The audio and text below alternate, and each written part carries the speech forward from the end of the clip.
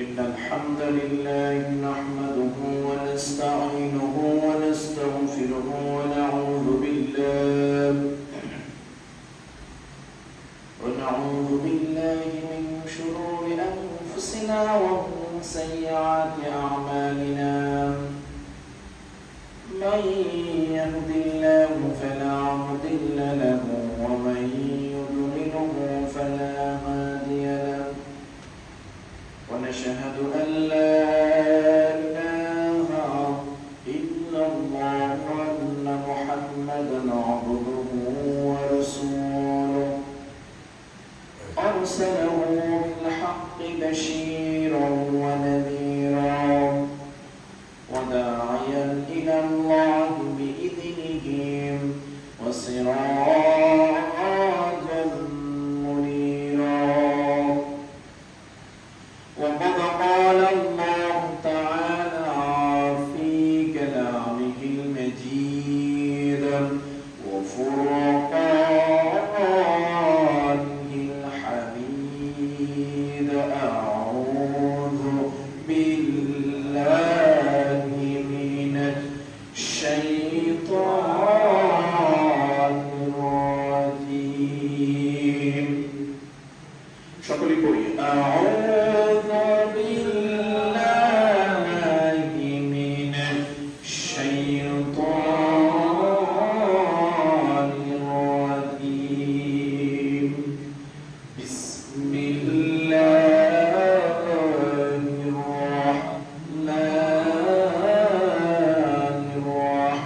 الرحيم. إنا أعطيناك الكوثر فصل لربك وانحر إن شانئك هو الأبتر. صدق الله العظيم. وقال رسول الله صلى الله عليه وسلم: أخلص دينك يكفيك العمل الخليل. إن الله وملائكته يصلون على النبي يا أيها الذين آمنوا صلوا عليه وسلموا تسليما. أبلغ العلم بكماله كشف الدجى حسنة جميع خصاله. صلوا عليه به لا إله إلا الله لا إله إلا الله لا إله إلا الله لا إله إلا الله لا إله إلا الله لا إله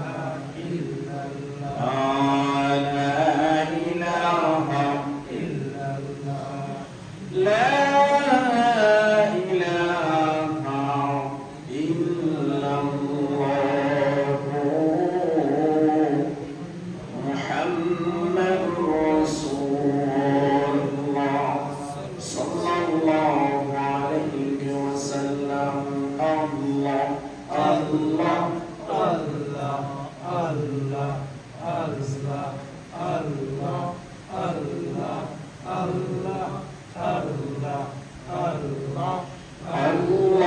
الله الله الله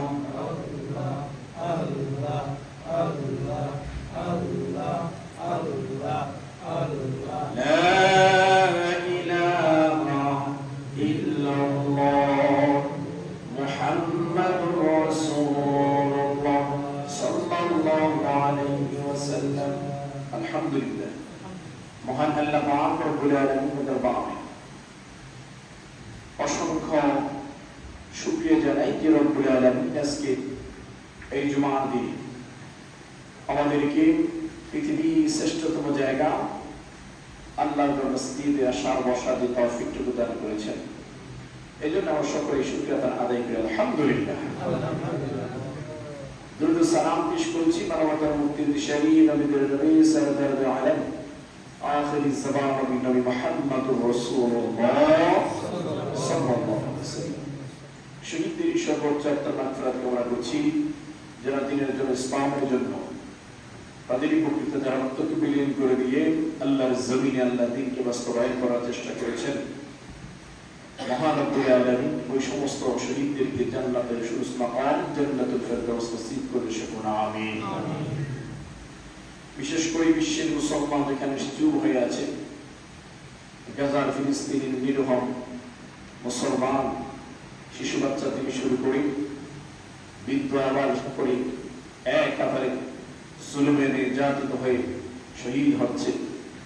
আল্লাহ পাক যেন ওই সমস্ত শহীদদেরকে জান্নাতের সরস মাকাম জান্নাতুল ফেরদাউস নসিব করে সকল আমিন। সম্মানিত মুসলিম کرام, পবিত্র রবিউল আউয়াল মাস, যে মাসের মধ্যে আল্লাহ রাসূল সাল্লাল্লাহু আলাইহি ওয়াসাল্লাম দুনিয়া আগমন করেছেন এবং দুনিয়া থেকে বিদায় নিয়েছেন। এই মাসে আমরা উপনীত হয়েছি, যেখানে 12 রবিউল আউয়াল রাসূল করিম সাল্লাল্লাহু আলাইহি ওয়াসাল্লাম সোমবার দিন জন্মগ্রহণ করেন। আবার একই তারিখে একই দিন দুনিয়া থেকে তার সংক্ষিপ্ত সফর শেষ করেন। সকল ইন্না লিল্লাহি ওয়া ইন্না ইলাইহি রাজিউন। এই মাসে আমরা উপনীত হয়েছি, রাসূল করিম সাল্লাল্লাহু আলাইহি ওয়াসাল্লাম আমাদের জন্য কি লিখেছেন, তার আদর্শ কি, তিনি কিভাবে উপনীত হয়েছেন, পুরো মাস জুড়ে আমরা রিসালাত সম্পর্কে আলোচনা শুনবো, আলোচনা করবো। আল্লাহ রাব্বুল আলামিন আমাদেরকে পড়া, শোনা, আমল করা তৌফিক দান করুন, আমিন। আমরা যদি কলবের কোরআন নিয়েছি, জিকির করেছি, আল্লাহ রাসূল সাল্লাল্লাহু আলাইহি ওয়াসাল্লাম বলেছেন, কোন ব্যক্তি যদি দৈনন্দিন সকাল বিকাল আল্লাহর নামে জিকির করে, আল্লাহ রাব্বুল আলামিন ওই সমস্ত ব্যক্তিদের কলবের সমস্ত ময়লা দূর করে দেয়। সুবহানাল্লাহ। কিভাবে দূর করে দেয়? একটা নোংরা কাপড় যখন সাবান সোডা দিয়ে ধোয়া হয়, যেমন পরিষ্কার হয়, ঠিক তো যদি কোনো ব্যক্তি সকাল বিকাল আল্লাহর নাম ধরে জিকির করে, ওই জিকির করার কারণে তার সমস্ত কলবের ময়লাগুলো আল্লাহ পরিষ্কার করে দেয়। বলেন সুবহানাল্লাহ। যখনই সময় পাবো আল্লাহ নামে জিকির করে, সময়কে দাম দেওয়া। এই সময়টা এখন এমন একটা অবস্থার মধ্যে আছে, কখন কার কাছে কোন সময় আজরাইল এসে যায় এটা কেউ গ্যারান্টি দিয়ে বলতে পারবে? মুমিন হচ্ছে মৃত্যুর স্বাদকে আলিঙ্গন করার জন্য সবসময় সর্ব অবস্থায় সর্বদা প্রস্তুত থাকবে, তৈরি থাকবে। এটাই হচ্ছে মুমিনের প্রথম স্তম্ভ। যদি বলেন সুবহানাল্লাহ। যদি জিজ্ঞাসা করা হয় মরণকে আমরা কেউ ভয় করি কিনা, এক সুরে বলবে মরণকে তো ভয় করা জিনিসটা, ভয় করবো কাকে? আল্লাহকে। কিন্তু তারপর ওই মরণ থেকে বাঁচার অনেক চেষ্টাই করে যায়, কিন্তু সঠিক চেষ্টা যেখানে মুসলমান যদি চায় হাজারো চেষ্টা করে মরণ থেকে বাঁচতে, এক বিন্দু পরিমাণ সেই চেষ্টা সফল হবে। কিন্তু মুসলমান যদি চায় জাহান্নাম থেকে বাঁচতে, তাহলে আল্লাহ সুবহানাহু ওয়া তাআলা ওই মুসলমান যদি ওইভাবে চলে, ওইভাবে আমল করে, তাকে দুনিয়া থেকে আল্লাহ রাব্বুল আলামিন নিষ্পাপ হিসাবে করে মৃত্যুর পরে সরাসরি জান্নাতে দিয়ে দিবেন। বলেন সুবহানাল্লাহ। আমরা মৃত্যুর কাছে যেতে চাই না। দিন শেষে নামাজ নাই, রোজা নাই, কোনো কিছু আমাদের সাথে মুসলমানের সম্পর্ক নাই, হালালের সাথে মুসলমানের সম্পর্ক নাই। ইবাদতের সাথে মুসলমানের সম্পর্ক নাই, সব সম্পর্ক গীবতের পর্যায়ে, নামাজের সাথে না। এরপরেও দিন শেষে মুসলমান চেষ্টা করে স্বপ্ন দেখে একদিন আমিও জান্নাতে যাব। কিন্তু এই স্বপ্নগুলা বিধাটা এই কারণে বলা হয়, কারণ এই স্বপ্নটা এমন ভাবে স্বপ্ন তৈরি করতে হবে যেই স্বপ্নটা নিজে বলা লাগবে না, সরাসরি জান্নাতে স্বপ্ন নিয়ে যাবে। সুবহানাল্লাহ। সেই স্বপ্ন বাস্তবায়ন করতে হলে ঈমানকে মজবুত করতে হবে। সেই ঈমান কোন ঈমান?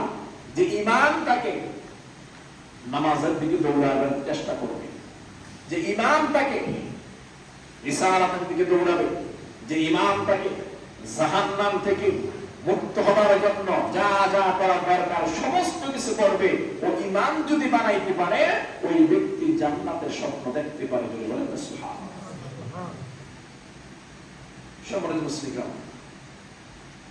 রাসূল করিম সাল্লাল্লাহু আলাইহি ওয়াসাল্লাম 570 খ্রিস্টাব্দে জন্মগ্রহণ করেন। তিনি আব্দুল্লাহ ঘরে জন্মগ্রহণ করেন, যেখানে বলা হয় আব্দুল মুতালিব ওনার দাদা, যে আব্দুল মুতালিবের 10 জন ছেলে এবং 6 জন মেয়ে, টোটালি 16 জন ছেলে মেয়েকে জন্ম দেন। সেখানে একজন হচ্ছে আব্দুল্লাহ ইবনে আব্দুল মুতালিব।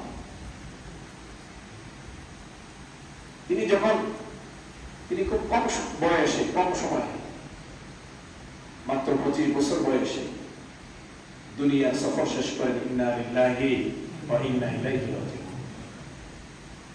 রাসূল করিম সাল্লাল্লাহু আলাইহি ওয়াসাল্লাম যখন মায়ের পেটে 6 মাস, তখন তিনি দুনিয়ার সফর শেষ করেন।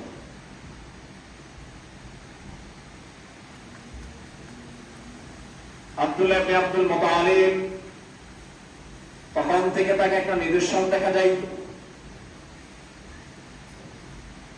যৌবনকাল সব মানুষগুলা অজস্র হয়ে পাগল হয়ে যায় ওনাকে দেখলেই। বিবাহের ঘোষণা যখন দেওয়া হয়, বিভিন্ন পর্যায়ে বড় বড় ধনী ব্যক্তিদের মেয়েরা তাকে বিবাহ করার জন্য সিরিয়াল ধরে বিবাহ পত্র পাঠায়। আব্দুল্লাহকে বিবাহ করার জন্য তারা তৈরি হয়ে যায়। রাস্তার পাশে যখন যায়, আব্দুল্লাহ যখন রাস্তার পাশে হাঁটতেন, তার একটা নূরের ঝলকে সন্ধ্যাবেলা যখন কোন আলো ছিল না, ওই আলো না থাকা অবস্থায় আব্দুল্লাহ যখন রাস্তা দিয়ে হাঁটতেন, তার আলোর ঝলকে দুইটা পা রাস্তা আলোকে আলোকিত হয়ে যাইত। সুবহানাল্লাহ। এমন একটা জ্যোতি তাকে দেওয়া হয়েছে, রাস্তাটা ফাঁক হয়ে যেত, পরিষ্কার হয়ে যেত, আলোকিত হয়ে যেত। শেষ পর্যায়ে যখন তার বিবাহ ঠিক হইল, আব্দুল্লাহ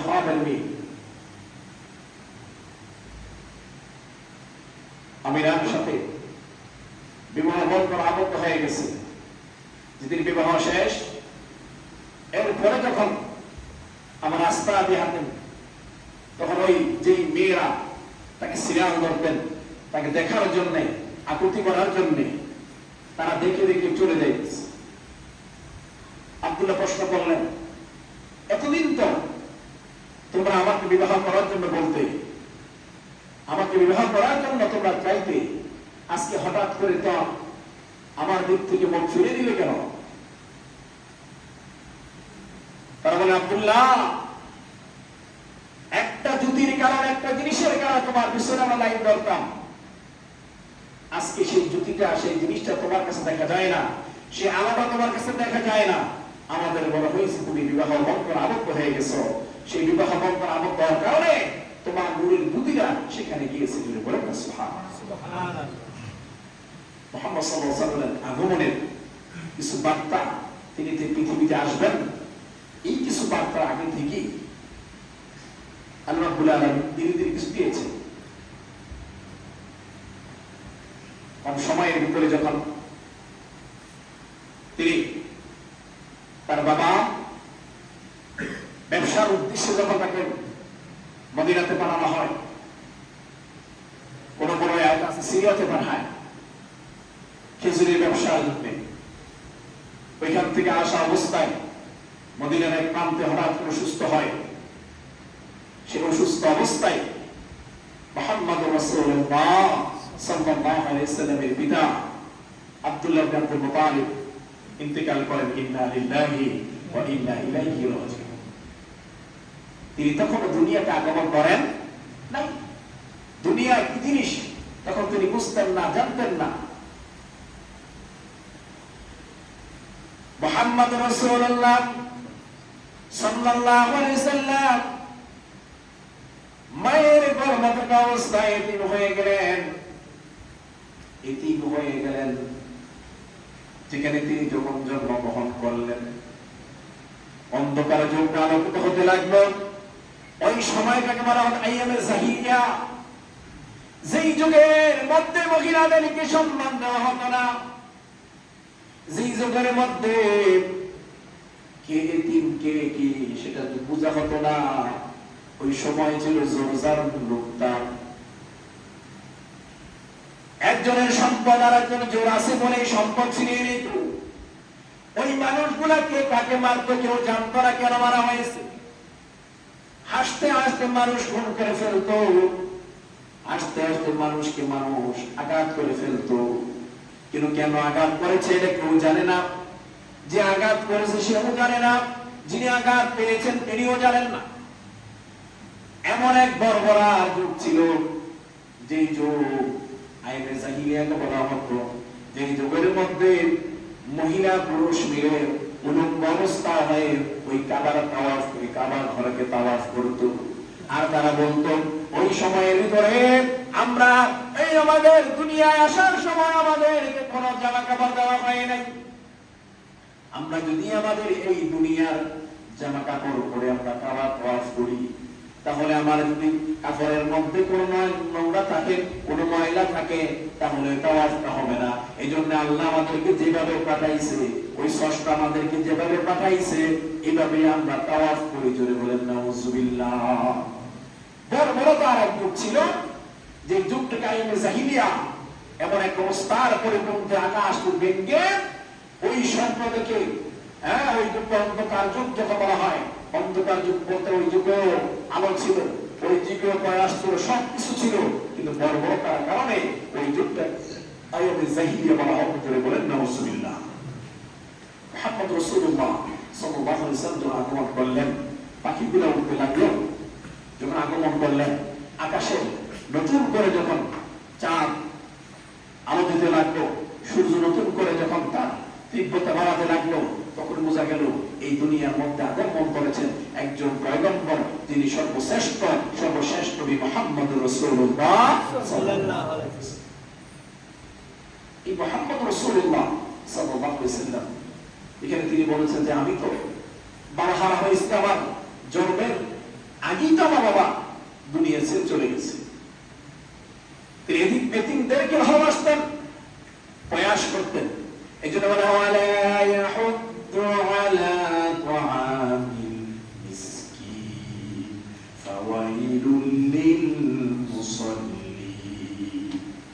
ওয়ালা ইয়াহুদ্দু আলা তাআমিল মিসকিন, যারা এতিমের হক ভক্ষণ করে, আল্লাহ রাব্বুল আলামিন বলেন, যারা দুনিয়ার মধ্যে দেখেন জুলুম করে, যারা অন্যায় করে মানুষকে আঘাত করে, অন্যায় ভাবে নিয়ে যায়, সম্পদ ভক্ষণ করতে চায়, এদেরকে যারা এদের জন্য ফি নারি জাহান্নাম খালিদিনা ফিহা, ওই জাহান্নামে তাদেরকে রাখা হবে। যে বলে নাউজুবিল্লাহ। সম্পদ বিভিন্ন কে জোর করে নিতে চায়, শক্তি আছে, শক্তি সামর্থ্য দেখায়। আল্লাহ বলেন এমন একটা সময় আসবে, যেই সময়ের বিচার দিনের মালিক আমি, মালিক ইয়াউমিদ্দিন, ওই বিচার দিনের মালিক আমি হব। সেদিনের মধ্যে কোন ক্ষমতাসীন ব্যক্তিরা কোন জোর জুলুম করে খাইছ, ওই সমাজে সব সমান হয়ে যাবে। ওই জুলুম বাজরা তখন আর জুলুম করতে পারবে না। তারা ওই যাদের উপর জুলুম করেছে তাদের হক পুঙ্খানুপুঙ্খানুপুঙ্খ বুঝাই দিতে হবে। এটাই হচ্ছে ইসলাম। ধরে বলেন না সুবহানাল্লাহ। শিক্ষার মধ্যে আছে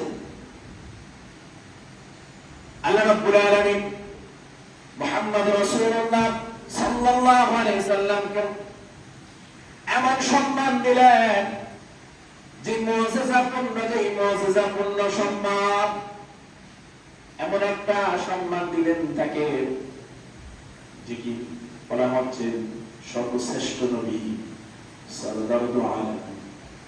ওনার পরে কোন নবী আসবেন না, নবীয়তের খতম করে দিয়েছে, শেষ করে দিয়েছে। মুহাম্মদ রাসূলুল্লাহ সাল্লাল্লাহু আলাইহি ওয়াসাল্লাম আল্লাহ রাব্বুল আলামিন নিজেই সূরা কাউসার ঘোষণা করে, ইন্না আ'তাইনাকাল কাউসার ফাসাল্লি লিরাব্বিকা ওয়ানহার ইন্না শানি'আকা হুয়াল আবতার। ইন্না আ'তাইনাকাল কাউসার, ও নবী আমি আপনাকে কাউসারের মালিক বানিয়েছি। আপনার যাকে খুশি, যে উম্মতেরকে খুশি আপনাকে পানি পিলাই রাখবেন, কোন বাধা বিঘ্ন নাই। ওই রবের দাসত্ব করতে পারেন, ওই রবের সালাত আদায় করতে পারেন।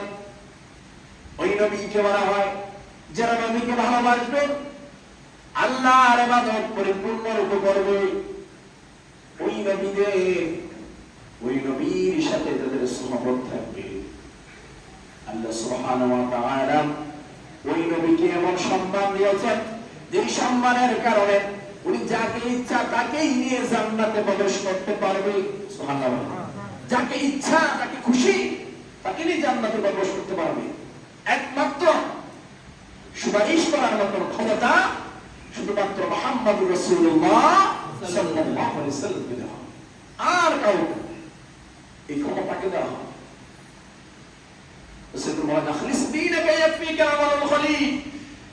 অল্প আমল করো, অল্প আমল নাজাতের জন্য যথেষ্ট হবে, যদি সেটা হয় সহি।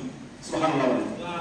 ভরপুর আমল করলাম, ফতোয়া করলাম, আমল করলাম, গুনাহ করলাম, নামাজ করলাম, সমস্ত কিছু করলাম, এই আমল আল্লাহর দরবারে কবুল হবে। অল্প আমল করে যেটা সহি হবে, যেটা সত্য হবে। ইসলাম একেবারে সহজ, আমার ইসলাম একেবারে কঠিন। আপনি সেই আমল করতে হবে, সেই ঈমানকে মজবুত করতে হবে যে ঈমান আপনাকে ফজরের সময় ডেকে দেয় নামাজের জন্য, যে ঈমান আপনাকে প্রেরণা দেয় নামাজে পড়তে, নামাজ বন্ধ করলে সেই ঈমানকে তাসদীক রাখতে হবে, সেই ঈমানকে তাসু করতে হবে। আল্লাহ সুবহানাহু ওয়া তাআলা কাছে প্রার্থনা করি মহান রব আমাদেরকে যেন মৃত্যুর আগে ঈমানকে মজবুত করে ইবাদত বندگی করে ঈমানটুকু নিয়ে কবর যেতে পারে সেই তৌফিকটুকু দান করুন। আমিন আমিন। الصدقة تجليب رحاب البال، الربال عظيم يحملان من مختلف المصاحب باسم الصدقة، إذا طرعت تزاوت كسار ولا تنقص، ولذلك فإن مديح الصدقات تفيض الكثير من أن بما في ذلك أفضل. ما هي الصدقة؟ إعطاء الصدقات في المصطلحات الإسلامية العربية يسمي صدقة. كلمة الصدقات تأتي من كلمة الصدقة العربية. في المصطلحات تسمي صدقة انفقال ما لا يهدم، وحديه هو الحصول على رضوان الله تعالى، لا انفقال المال الذي حصل عليه بشكل أنفس وهو حب شيء الإنسان المسؤول العشيرة بالمعاصي، يقدم صاحب دليلا مسلوبا ملموسا على حبة الله تعالى وامثالة النوار، ويسمي هذا الانفاق الصدقة في حديث القرآن الكريم تسميه كل من اعتراض النزامة والاختار بالصدقة. بارك الله لنا ولكم في القرآن العظيم. يا سنة ونسل